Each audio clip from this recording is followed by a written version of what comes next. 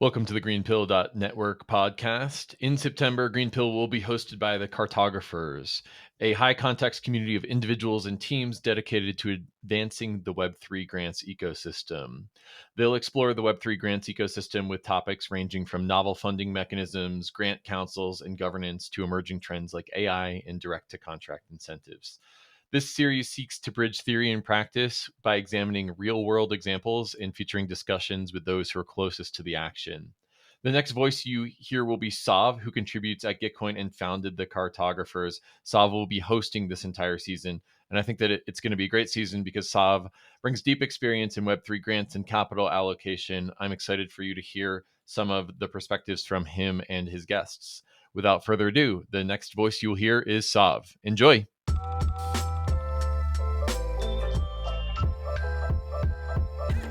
Hey, Coordination. Welcome to another episode of the GreenPilled podcast. With me today, I've got Skeletor from Wonderland and Out from Inverter, and we're diving into novel funding mechanisms. Really, this episode is to take a look at different funding mechanisms and kind of like the idea space that we're exploring today in Web3. If you're listening to this episode, you're very probably familiar with grant programs and how they're running today.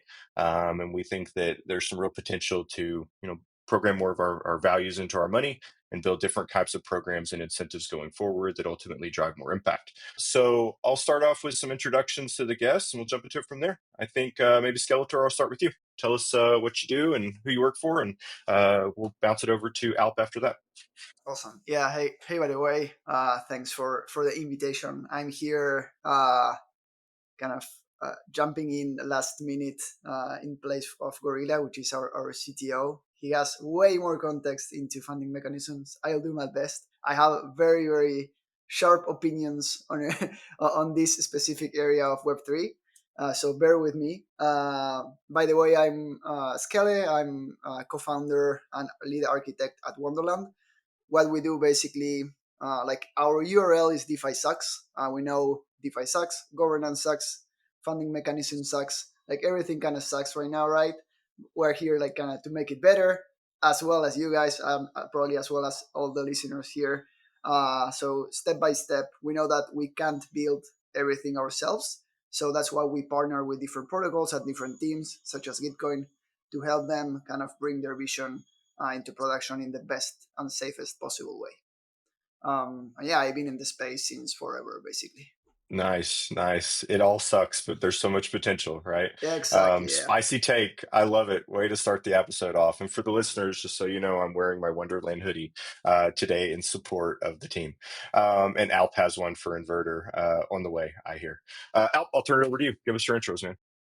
Thank you. Yeah, I agree. We are on a path from suck to a kind of betterment of sucks, I guess. I've been in the space forever as well, I would say. Prior to it, I kind of have a very entangled past with grant programs, especially around Europe.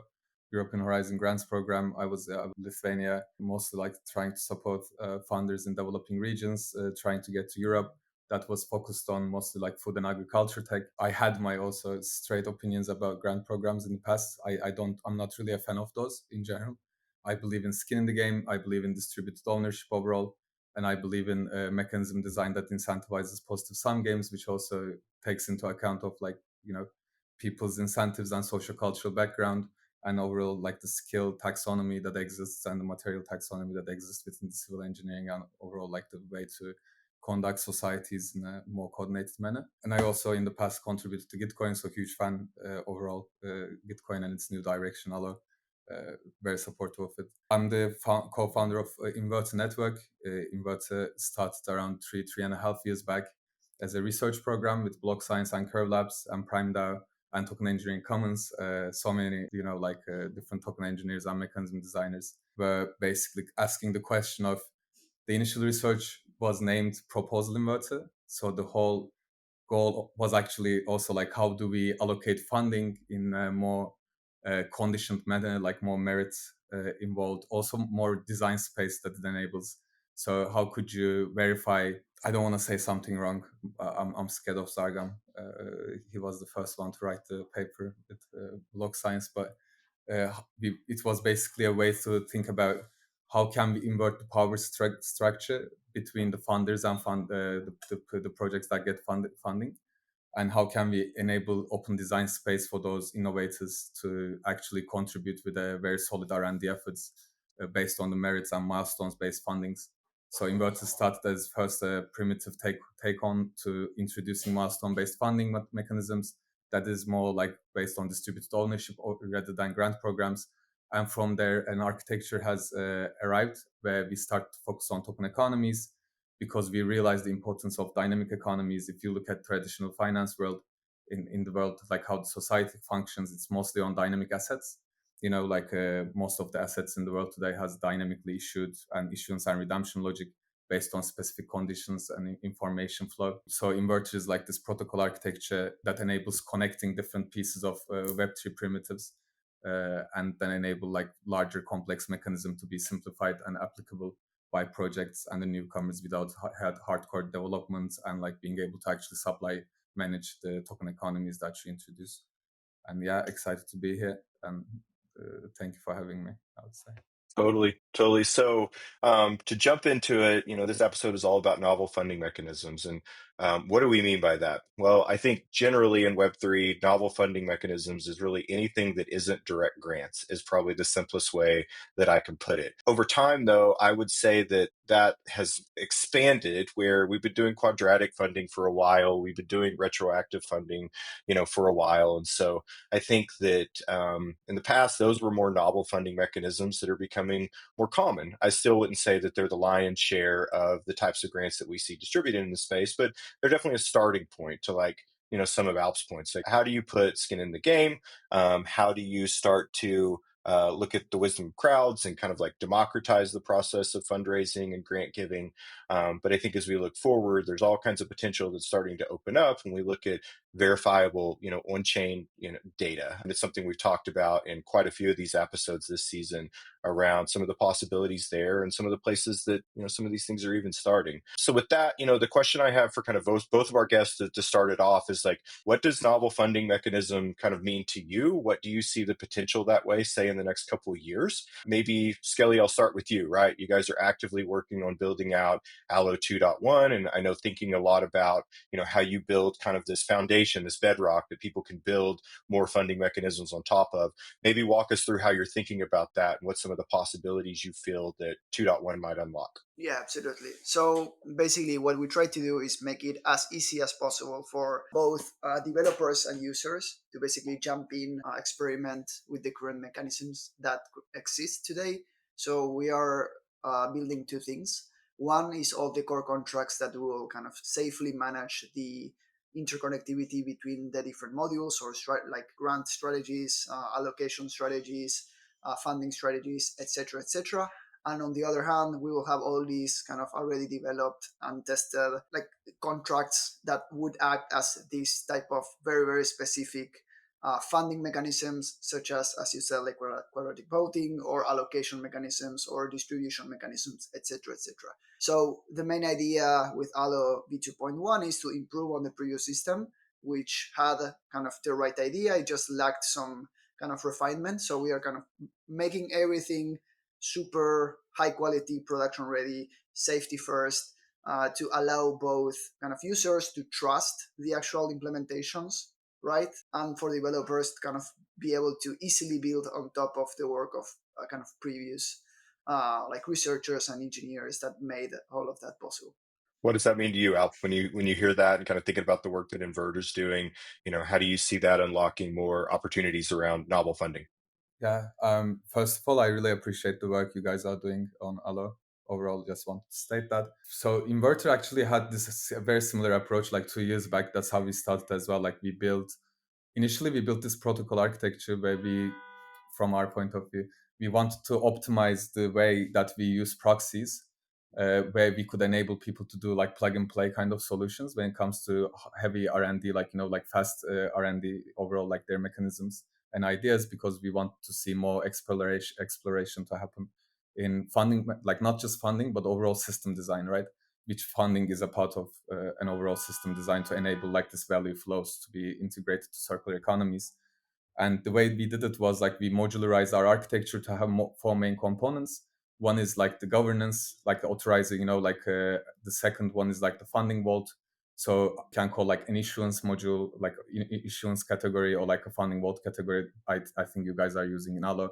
Then like logics, utilities, how do you extend the utilities of the mechanism, and also the distribution. So then we start building like kind of complex proxies for it in a way. So for example, for utilities, we built something like Oracle Stake. An Oracle Stake is a contract where you can say, for example, until my protocol, very stupid example, until my protocol goes to $100 million total value, like what I want to distribute $1 million of rewards, basically, based on these conditions. And the algorithm will basically dynamically adjust the reward rating until the goal is reached.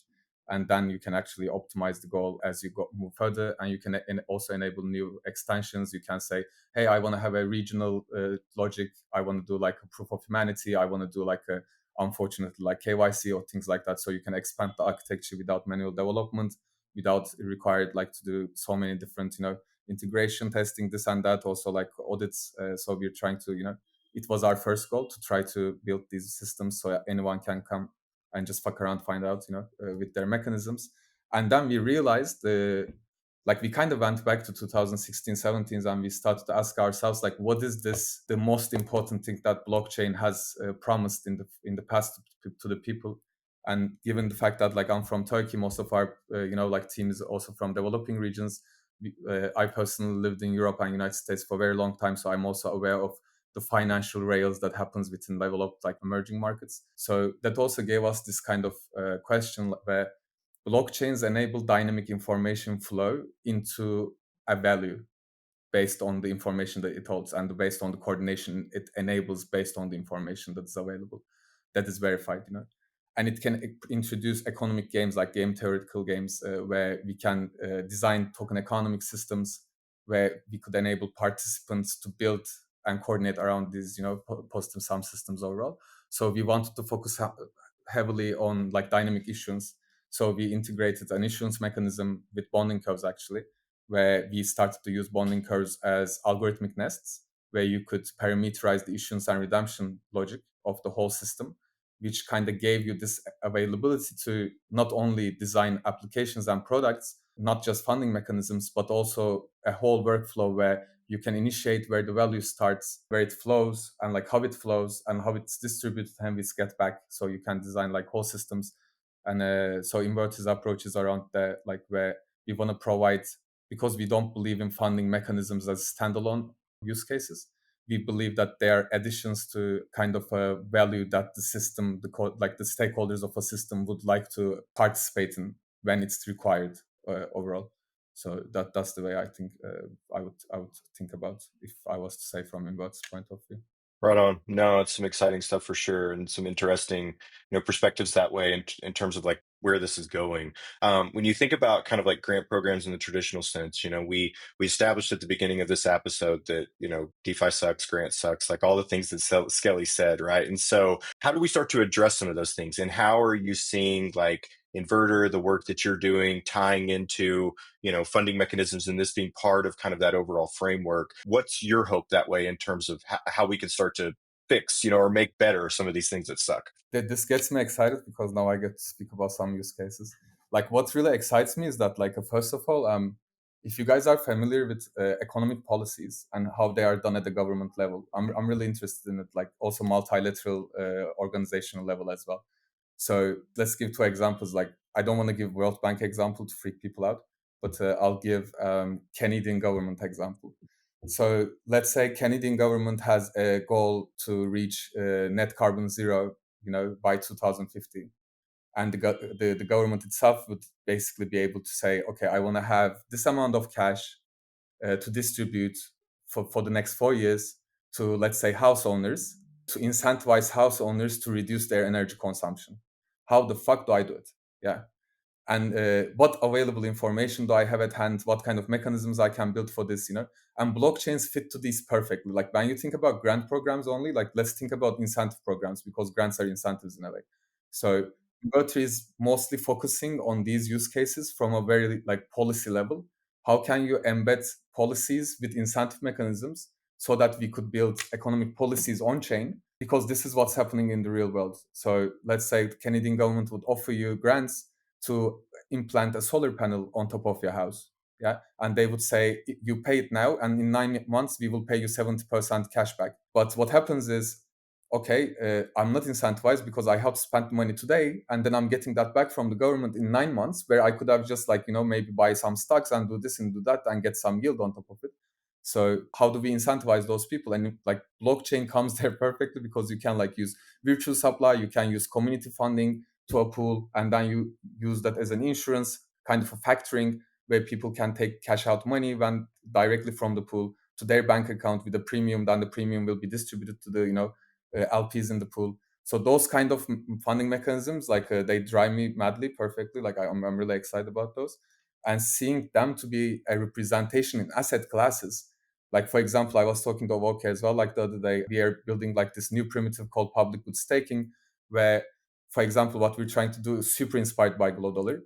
Like, what if you would have Ethereum, a native yield bearing Ethereum, like let's say PG ETH, like a public goods ETH, where just by holding it, the yield that you generate, automatically 10% of it, you could send it to, let's say, like a Gitcoin vault that does like like match funding in Celo grant programs. Like let's give an example in Africa.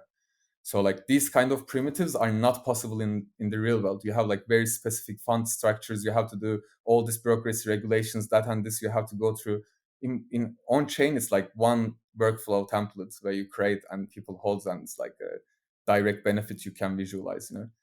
So those kind of things excite me a lot about the potential of cryptocurrency applications in real world funding mechanisms overall. Totally. Yeah. Tying the incentives more to the outcomes and being able to verify those, for sure, and do that in a much more efficient way. Skelly is as the one who started off the episode telling us, all these things suck. But how do you see that today, right? And like, what are some of the ways that, Wonderland, you guys are working on Allo and some other things to help address that? Yeah, absolutely. I mean, I completely agree with kind of the main benefit is removing bureaucracy from the equation, right? Like all of these processes that kind of either allow or deny people entry to different either financial or other type of mechanisms that will give them some benefit, right? And that will eventually be a positive sum game for the whole ecosystem, just because it's either too expensive to address or to kind of give these services to people with, I don't know, less income or in different regions or etc. etc. Kind of crypto removes all of that, and it's like, hey, yeah, you are just a 0x whatever hash number. If you have the assets, you can deposit the assets, and that's it, right? And you can see and track everything perfectly, and you don't know that you are getting screwed over. I also come from Argentina, which is like a nice country, but but its issues, especially with like monetary policy and the banks, etc. To name a few. So yeah, I mean, completely agree. And as I said, like DeFi sucks, everything sucks, but probably like the government sucks even more. So I think we're on the right path here. Yeah, I mean, absolutely. Just to circle back to your question, there are a lot of things that we're doing kind of on different fronts. Alp was mentioning also oracles, which are kind of a big part of all of this, right? There is a lot of information, specifically if you want to fund things off chain, right? Or if you want to fund things on chain that might have an impact that it's basically not available on chain, or it's going to be extremely expensive or complicated to just kind of bring it over. That plus also governance, which is basically the mechanism that would allow coordination around all of these different systems, is one of our like kind of key interest points. We are trying to do a lot of work on all of these areas. We're a big team, 50 plus people right now. So yeah, I mean, super happy to be here. And Alp, yeah, 100% agree with everything you said. We've talked a lot in this episode about, really system design, right? And kind of like how funding mechanisms fit into that. And that's very applicable to programs, right? And so from a grant program perspective, you can start to move from using, direct grants, subjective human decision making, funding on outcomes that you hope happen, not being able to tie the funding you gave to what happened, even if you know what outcomes you want, like all those types of things. And that could be a big level up for programs. What changes for builders in kind of like this new paradigm, right? Like if I'm a builder, if I'm someone who's working actively in the space today, maybe I'm pursuing grants, Maybe I'd like to pursue grants, but every time I've tried, I've had a bad experience. All these types of things. When you think about kind of these new systems and approaches, how do you see that changing for the builder community, right? Like maybe Skelly, I'll turn it over to you for that question first. Yeah, absolutely. I mean, that's a great question because most teams don't have a kind of, let's say, a buffer of money to really say, hey, I'm going to bet into building public goods. I'm going to bet into maybe, as you said, as Alp said, getting some cash back from the government or this DAO in 9 months, right? Like they need to pay their bills. And if they have like a job offer into, let's say, Evil Corp, they will say, okay, yeah, I really need to get some money. I will do Solidity development for Evil Corp rather than building novel mechanisms on chain or building this public good or helping here or here. So that's definitely a big issue. I mean, there is a lot of work being done specifically on RPGF. I think it's nowhere near where it should be, right? But I mean, there is a lot of people and there is a lot of money there also, which also attracts a lot of eyes and a lot of kind of experimentation around that. I mean, right now, Optimism is kind of spearheading kind of that area. Hopefully, more projects jump into the boat and run their own RPGF programs. That would also allow like kind of more parallel experimentations, which even can fund the same projects, right? Like most of the projects that get funded on Optimism are not solely kind of benefiting the Optimism ecosystem. They are benefiting the kind of the whole ecosystem. So that's one of the issues. I mean, we are trying to make development, as I said, as easy as possible, just to try to lower like kind of our part of the of the entry barrier as much as we can. I think the Gitcoin team and specifically Owoki, one of the key metrics is like have people do this in a hackathon, right? In a weekend. In a weekend, you should be able to say, hey, I have this idea, I need to implement it, this, that. You have the UI, you have the kind of all the backend indexing services, and you have all the smart contracts running. That's it, right? Then obviously you will need to audit, etc., if you're like doing something crazy. But if not, it should be pretty straightforward. I mean, that's the goal. Then on the other hand, yeah, I mean, there is still a lot of work more on the research side of things, or maybe as well like on these same novel kind of capital allocation mechanisms that people will create can kind of tackle these, let's say, emerging developers that are trying to get into the ecosystem, don't have kind of a backbone to kind of help them kind of survive over those months where they get not funding. For example, at Wonderland we have 10% of all our time devoted to building public goods. We build and we support a lot of public goods from the development side because we can, right? But if we like when we started, we just did that because we didn't have any other things to do, and we're like, yeah, okay, this is super fun, and this is also something I want to do, and I kind of give back to the community. And most of the public goods, even not, I would say that even all of the public goods that we build, we use. So it's like a win-win for us, right? And we don't even care about RPGF. But most teams will do. Like most developers that are just joining the ecosystem will like see this and should be able to see this as a like steady and stable kind of income flow. Obviously, if they are doing valuable work, right? So if you're generating an impact, if you're doing valuable work, you should get rewarded. I don't think there is a mechanism yet that fulfill kind of this specific niche, which I think is one of the most important, because I think probably there is where you will see like crazy experimentation and probably cool things appearing, right? So yeah, that's my take. I love the commitment to building, in public goods. I think the 10% commitment that you described there is one of our more ancient funding mechanisms, which is tithing. And so it's good to hear that you guys are definitely committed that way for sure. Al, what does that look like to you, right? Like I'm a builder. I remember, the early days of Inverter, looking at that as something that could really enable builders in a big way, where they would be able to have almost a common app type experience where they could submit their profile, their application, like all these things, the things that they're good at, right? And find, different programs that they could help to fulfill on versus like a different siloed experience as I, applied all these different grant programs. And so I know that was something that Inverter was thinking about early on. How has that changed over time, as you kind of look at that opportunity? Absolutely. So one of the reasons why it changed is that first we came from, so again, like my past is with Gitcoin, as you know, and prior to that as well, like in the past, I worked with European Grants Horizon Grants program and everything. So I kind of always I approached grants with skepticism a lot, like with Cello as well, like this and that, like all the time. It was such a skepticism for me because like it's very hard to like first of all like you're trying to aim for an outcome with full trust, optimistic outcomes, which is I love it. Like I think that's the good part of the grant programs for me. But not having a skin in the game, like man, like the value comes in when people fight for it.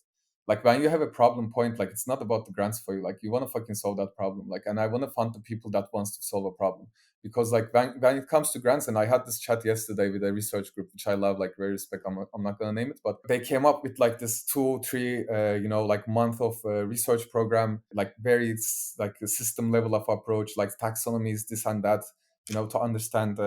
By the way, yeah, just Avalanche and Cello, I think also they're doing their public goods, retroactive public goods program now. They just announced Avalanche is doing now like $40 million worth of retro 9000 they call it. So like people are coming up. Kudos to Optimism for enabling that, even though they're kind of going back from it, I guess a bit. But like those kind of things, like it has like the reason that it's a retro. I feel like it is to target people that recognizes a pain point and doesn't have a barrier to build for that. Like that's why I always believe like Inverter also started with that and still has that. Like we at least 20-30% of our job is like to make sure that we build for public goods, we build for our country, like we build for our people in general, and like we do a lot of things for Turkish community overall, like under the hood, like nobody knows. It's just like we don't also like talking about it because it's our culture that you don't brag about the public goods that you do. Like it's kind of frowned upon, like let's say in Turkish culture. And if you donate, for example, like you don't mention the amount, you don't give your name. It's like it's under the hood, like it's kind of a thing. And one thing is that like with grant programs that I see, that's why I want to also Quadratic Accelerator, check it out. Like it's one of the first initiatives that tries to tackle participatory economy over grants, let's say, And that's because like if a team wants to solve a problem, they don't really need tons of money to solve that problem. If they're passionate and ambitious about it, the kickstart will come naturally. Like they will always like go through like the struggle of having to have another job, maybe like do this and do that, which we all went through, like in our early days. The things that I was so passionate about, I didn't get paid when I was just like, I just did it for free. On the side, I was working on multiple other things, like just to get myself going. But that there was a passion, and that's why Inverter ended up being Inverter as well, because like I had that passion, my co-founders had that passion, and we didn't care about the money at that point. We just fought for it. We were like, we have a vision, we need to implement this, and let's do that. And Inverter has an incubation program as well. Like we support a lot of projects, and the first thing we look at founders is like, okay, like what's the passion, like what you're fighting for. And I think the Web3 ethos, like from especially like 2016, 17, 18, like when we were talking about programmable institutions, when we were talking about like censorship resistance, immutability and everything, like not even like positive sum games at that point, like just the organizational taxonomies and how people could coordinate decentrally to make sure that like we're not being interfered when we try to maintain sovereignty. Like those topics are still so important that we should kind of maintain our funding streams accordingly, not try to get people to build on my shitty like infrastructure that I claim it's the best, because it's not a competition. We're trying to improve human lives here. Like it's not about who makes more money, who makes more VC satisfied. It's about like how many problems am I allowing my ecosystem network to solve. For me, yeah, like grant programs should stop calling themselves grant programs. It's like focus on the problem that you want your purpose-built technology to focus on solving, and get the people and direct the people, right? Like, because also in the grant programs, you see like, I want this idea, I want that idea. I have all these like friends of mine. I don't want to say anything wrong, but like all these people that when you start running a grant program, we should also talk about human psychology when it comes to it. If when you build centralized systems, the problem is not the system itself and it can be corrupted. The problem also the human touch of it, because the humans lose, like forget where they come from. Like it's ridiculous ego that you see in sometimes when during these grant programs, like I'm giving that money to that person, I'm allowing these ideas to flourish. This isn't how it should go. Like let people recognize the pain point and solve it, and support it as much as you can with direct mechanisms, like and it may be funding, it may be engineering power, it may be recognition, marketing, helping with VC money. Like I hear also a lot of like this VC money is bad. I agree to a certain extent, obviously, but you can be smart about it, create buyback programs, this and that. And also like when you talk about like when a Western builder tells me VC money is terrible, after raising 20 million on this shit. And to a developing country person, I'm like, bro, I'm from Turkey, like 20 million, I'll buy a city with it, like what are you talking about? And so these, I think, like we need to always keep in mind that like the world has around like 8 billion, 9 billion population, around plus 6.5 billion is from developing regions. 195 countries in the world, like 98% of them are developing regions. These are where the problems, that we need to solve, and these are the way that we need to onboard to this space. And this was the vision in the past, but it's changing now a bit, I feel. So that's for me the main take home from the grant programs overall. Like I think it's kind of missing the point now that we have to give investor reports overall about what we're enabling with our grant money. Yeah, the when I first got into the grant space, my background and how I kind of got here was like got involved with the nonprofit food bank, learned a lot about grants in the traditional sense through that process. Bull market was ripping last time around. Saw these grant programs launching and just said, surely someone's tracking those. And I realized really no one was. And as someone who had never been a researcher, admittedly, I'm like a high school dropout. I'm like probably not the person that should be researching anything. I was like, I'm going to start writing about these and keep a list of them, and like, here I am, right? Why I reference that is the first article I wrote, which like, please don't go read it. It's not very good. It has a part in there where I kind of talk about the Vitalik tweet. Like, I don't know if you guys remember it, but it's whenever the total market cap hit half a trillion, I think. And Vitalik put out this tweet that basically said, we just hit half a trillion. Have we accomplished any of these things?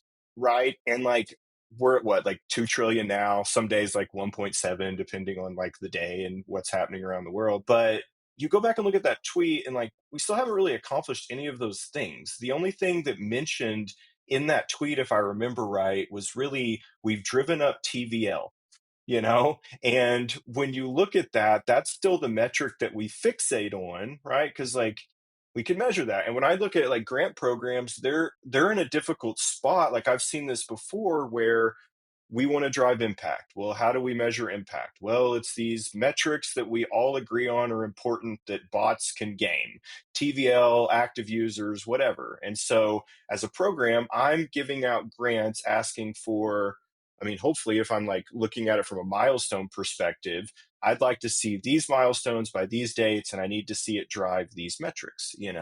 And to your point out, that doesn't always get to like, how do you address the novel ideas, and how do you address kind of like the great ideas that maybe sit outside of, I can drive TVL and I can drive daily active users. And oh, by the way, if I can't do that for just that ecosystem that I'm submitting a grant for, I'm probably not going to stand a great chance. And so there's not a whole lot of opportunities out there for kind of like, how do we improve? How do we go back to the Vitalik tweet? And how do we improve kind of Web3 in these systems overall, right? So I'm definitely seeing that. One place that as we kind of like start to close the episode, I had an episode yesterday with Noma and Wanbug on grants and governance, and we got into a really interesting topic that I'm anxious to hear both of your thoughts on. It's like, today, the DAOs that have given out the most in incentives and have driven the most in activity metrics, TVL, daily active users, all these things that I mentioned, have also seen the biggest drops in their native token price, right? I mean, at the end of the day, these are treasuries that are high weighted on their native token. What can they do with those treasuries? Incentives, grants, incentives to drive these metrics, right? Like, help pay contributor salaries, like whatever it might be. Like, there's only so many things you can do. And so every time you're giving those incentives out, you're creating sell pressure. And I think that there's some programs that are starting to think through, what are ways that we can change that. Optimism is one that has a lockup period. They're trying to delegate more to governance. And, from a grantee's perspective, that can be hard, because how can I build the thing I want if I don't get paid for it until a year later? Like, there's some inherent challenges in these systems, right? Skelly, I'd be curious first your thoughts, and jump over to Alp. Like, when you look at that dynamic where it's like, we're giving out grants, we give out the grants in the native token, it drives down the token price, but we may drive up the metrics that we want. How do you think some of the things we've talked about here, more novel funding mechanisms, different approaches, better systems, may be able to help address that in the future? Yeah, that's a good conversation to have. I mean, the problem here is simplicity, right? Like the thing that we have right now is I will give you this token. You will have to definitely sell that token because you need to basically pay for shit, which basically, and those tokens also don't have like a lot of kind of liquidity in some markets. So maybe like small amount of people, even if the treasury is like huge, a small amount of grant money will really drive the price down, right? Because you don't have like the counterparty liquidity backing up that price at that specific price point. So maybe, and as you said, like in most of the cases, they are trying kind of different, kind of to put different type of say stones and sticks on the road and on the wheel, like to just not allow the kind of teams or people to dump the tokens. I mean, most of the projects that we do for tokens. Like we really, really believe in the projects that we have as partners. We make our money on the token incentives, right? So we are deeply incentivized to not dump and kill the project or kill the tokens, as would a founder do, right? Or a good founder do, let's say. So one of the things is probably we need more complex ways to allow people to either redeem or to allow to, I think Alp mentioned this before, which is you might have a secondary pool of LPs that really don't care about like the current, like they see this as a yield opportunity, right? And they will say, yeah, okay, I will give you some DAI for your locked OP tokens or whatever for a premium, right? And then those teams don't necessarily need to go to the market to dump the tokens. They can go to these LPs that are saying, hey, okay, yeah, I really trust on these projects that got funded through RPGF or through whatever type of grant system. I'm putting my money here, right? And if those teams really need the money, really need the DAI, they can come up into the LP pool, pay a premium, get the money out, and I will hold the tokens for them. And there you can have whatever sort of mechanism that you want to allow those LPs to eventually, right, sell those tokens. But those LPs are incentivized as the founding team members or etc., to hold and to kind of have this buyback mechanism, right? Rather than just saying, oh yeah, we have this like huge treasury that we minted, right, out of the thin air, and it's not necessarily kind of in the market. We just have this locked. So it's a very weird type of scenario in which you definitely, if you release all of that, you will end up with the token price at zero, right? There is no liquidity in any of these projects to back that price up. So two things here. One, we should DeFi all of these type of like there is a lot of interesting primitives in the DeFi world that are not being kind of applied into the grant ecosystem, either because of just complexity and like not having the right framework to build this on top of, which we are tackling. And the other thing is like fair launching or fair token launching mechanisms that would allow these treasuries or these systems to have a way more healthy kind of grant program. Because I know, let's say Optimism, for whatever reason, I know all the management and all the team changes, and now it's a very, very shitty project or a very, very evil project or whatever.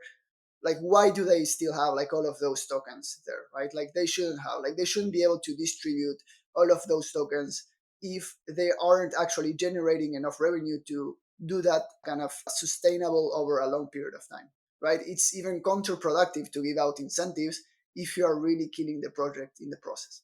So most of these programs, the first thing that they need to be is self-sustainable.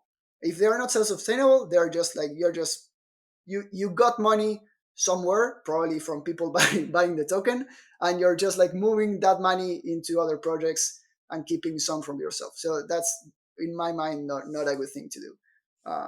Yeah, I think that's it. What do you think on that, Al? Spicy Amen, question. man. Yeah, Yeah.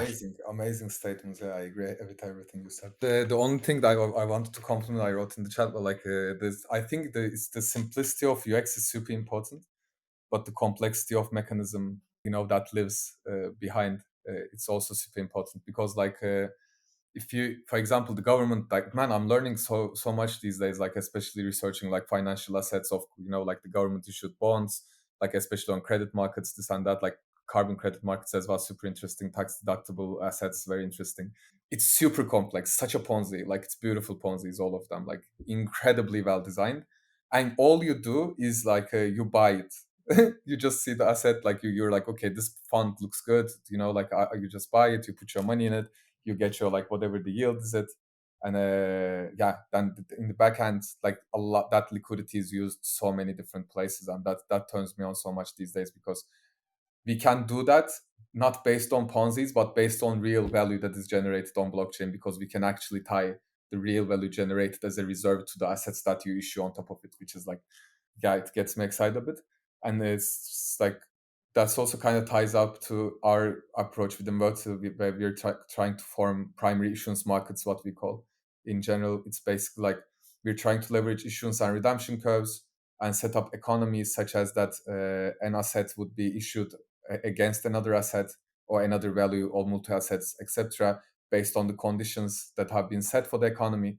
So if like the main goal, the objective is to prevent value leakage from token economies, so that we can enable communities of those token economies to capture that leaked value that otherwise would go to market makers and investors.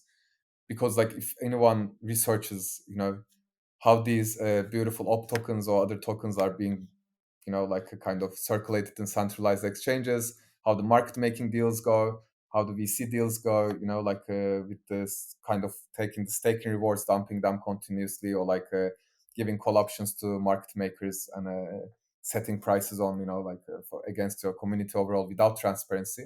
So this happens to all tokens today, and what we're trying to do with primary issuance markets is like, how can we make that transparent? Like how can we build mechanisms where the issuance and redemption curve of the primary issuance market is very transparent, everyone sees it. They cannot front run it, because like there is a treasury management bot implemented within the mechanism, and then you could route the assets from primary issuance markets to secondary markets and value capture, because the price will be different between two markets. Primary issuance is the curve, and then you have the secondary market, which is the liquidity lives. So the price will be different. So instead of making the sexes or dexes the main stabilization area for arbitrage, you would enable your smart contracts to do those operations, so that you could capture the value leakage from your token economy to stabilize the sustainability of the token. And while doing that, you can actually enable your community to provide the cash that is needed for this, treasury management strategies, and then can return the yield to them directly.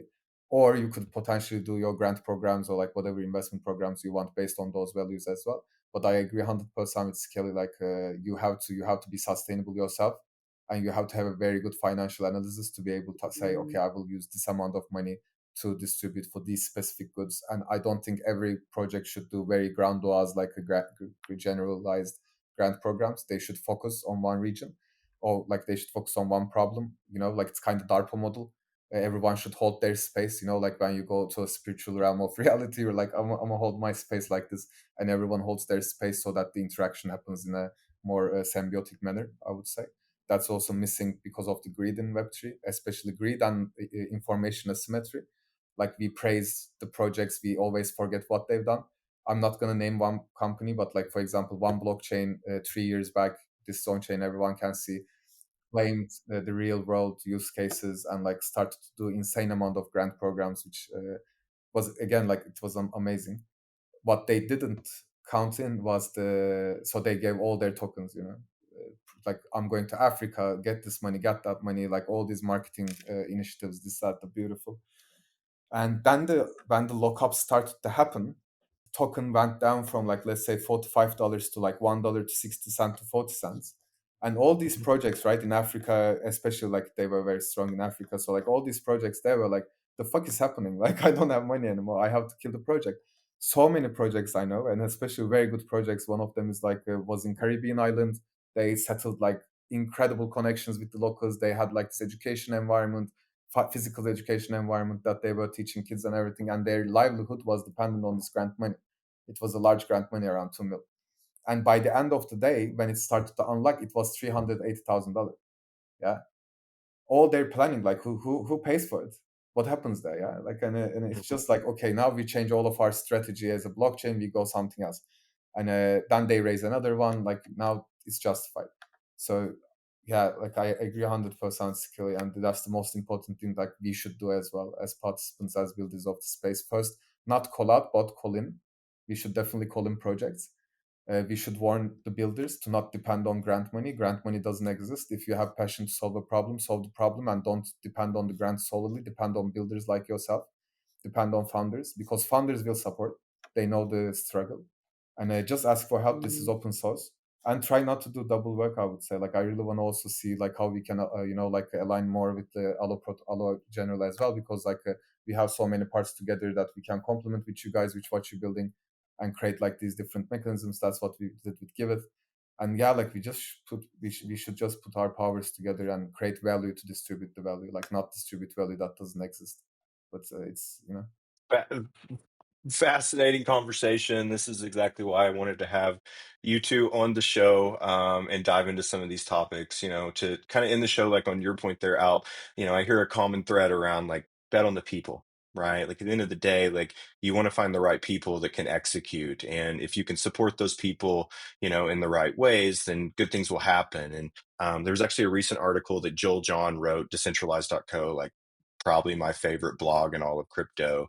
People Not Pitch Decks, I think is what it called. And he talked through this idea of like, you want to bet on the people, and I think that if we can start to look at more aspects of, like how does on-chain enable that? Well, there's aspects of reputation, right? There's aspects of this on-chain, verifiability. Like I keep talking about that, as a common thread in these shows. And I think that's really the potential that we have, that new types of funding mechanisms could help to support, for sure. So it's been a fascinating conversation, guys. For the listeners, I'm going to drop in the chat or in the show notes, Alp's profile, Skeletor's profile, the organizations they work with. I'll drop the Vitalik tweet in the show notes as well. Go back and look at that. It's telling. I don't remember when it was written, but it was written long enough ago that we should have made more progress against all the things that he named, other than drive up TVL. So yeah, thanks for the time, guys. It was definitely great to have this conversation. I appreciate you, man. Thank you so much for having me. I guess, and nice to meet you, Skelly, again. It was a pleasure. Same. Thank you, Savans. Thank you all. It was great.